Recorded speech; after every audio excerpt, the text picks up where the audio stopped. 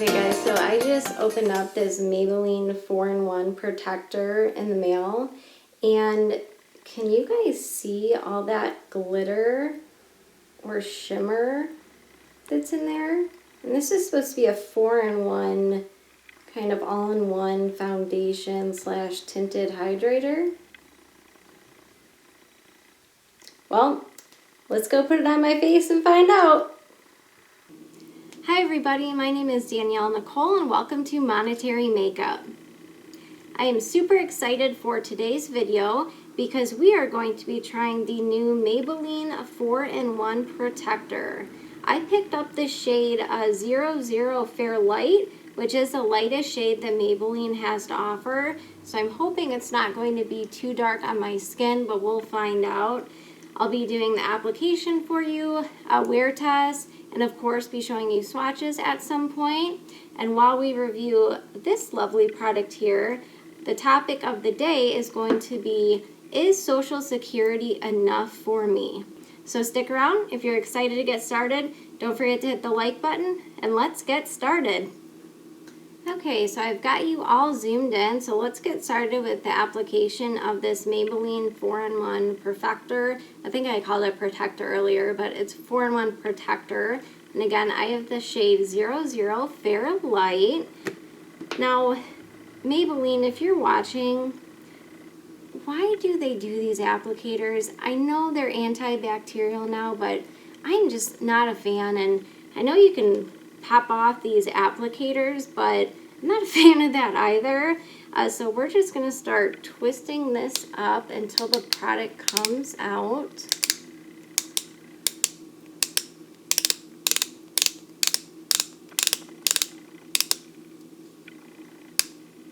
Yeah, I'm still twisting.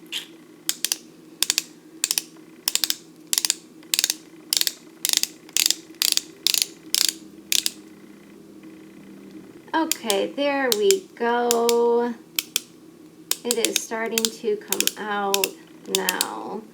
So that is what it looks like when it comes out of the applicator. And I do have my damp Shot Miss A sponge, and I also have their flat 808 high def F2 brush. So I'll use the brush side on my left and the sponge side on my right. So let's get started. Now guys, I'm a little bit nervous about this because I do like glowy products, but I don't know about being in my 30s applying shimmer all over. So, well, guess we'll find out. I'm not going to be doing concealer today either because this product is supposed to be, like it says, a 4-in-1. So let's start off with that much and see what happens. So it does look a little bit yellow for me, but I'm extremely cool toned, so what else is new? Anyone else relate to that? Oh.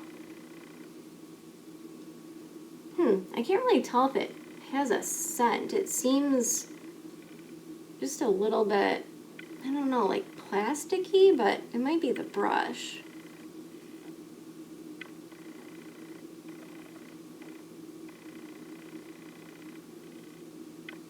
And also, the only thing I have on my face right now for base products is the new e.l.f. Acne Fighting Putty Primer.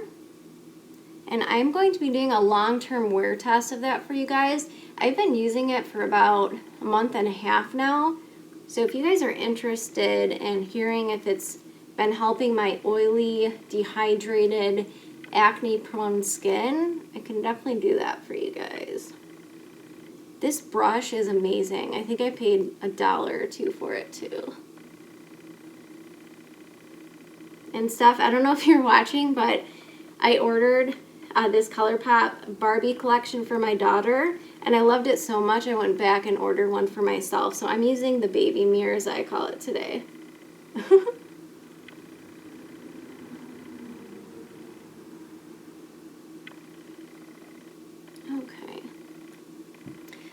Okay, so I just applied the Maybelline 4-in-1 Protector on my left side of my face, and this is what it is looking like. And I don't know if you can tell, but granted there is a light, but it looks like pure shimmer right here. Oh boy, I don't know about this, but we're gonna keep going. It did blend in very easy though. It only took me a minute, if that, to blend in that side of my face. So let's now go ahead and go in with my damp Shot Massé sponge on this side. So I am going to twist up more product for this side of my face. And also with these applicators, it's really hard to judge how much you need. That's probably way too much, but that's okay. I'm not going anywhere today. Also, I'm left-handed, so if you see me crossing like that, I apologize. I'm one of those weird left-handed people in the world.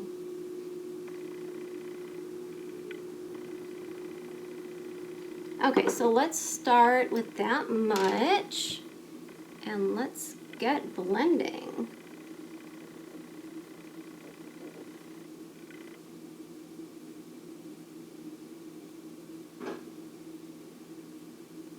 So I do agree with the claims that the shades, because it's more of, it's not called a tinted hydrator, but that's kind of what I would describe it as.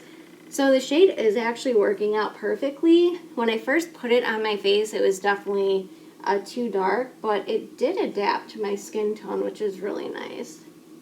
Because I'm not extremely fair, but I definitely am fair to light depending on the time of year.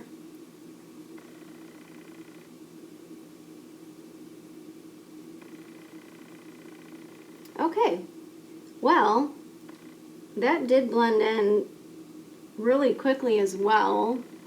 But of course, whenever you use a damp sponge, it's going to be less coverage on that side. So this is what it looks like.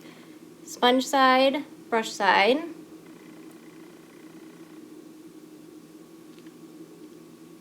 And you can still see some of my imperfections peeking through. I honestly hate saying imperfections, you guys.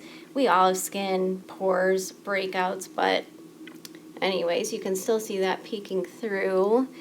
It is pretty shimmery, I would say. But it's not dewy. You know, I was really expecting it to look very dewy, but it almost looks like I put a shimmery moisturizer on my face. You know what, let's go in with a second layer. I just want to see if it can be built up a little bit more, especially in the center of my face and underneath my eyes. So here we go, let's click up a little more.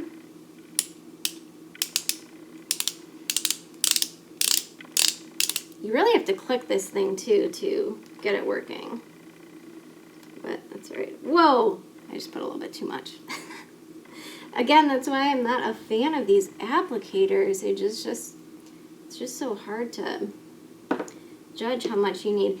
Okay, so because the sponge soaked up so much product, I'm just going to use my AOA F2 brush on my entire face. So we'll go on with that next. Alright, let's see if we can get this to build a little bit. You guys, I apologize for the light.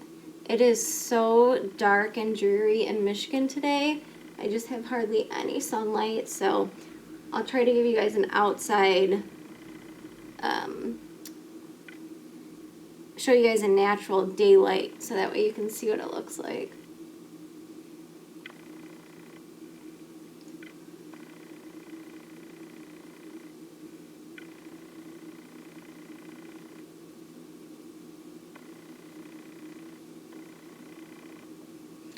Oh yeah, this is pretty shimmery, you guys.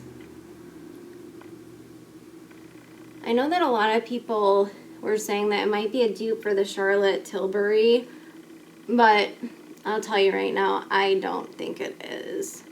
It's a different texture and the overall finish is just different. This is almost like, as I mentioned before, a moisturizer with some shimmer in it almost.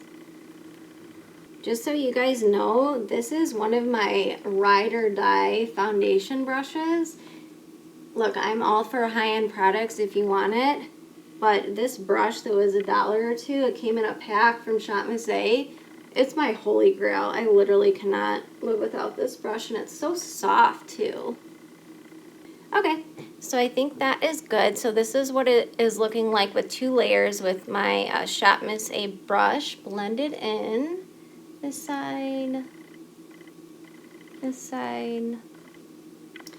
Okay, so next I'm going to cut into swatches, and as I mentioned, I'll be doing a wear test for you guys so you can see what this looks like in better daylight in just a minute. So let's cut into those.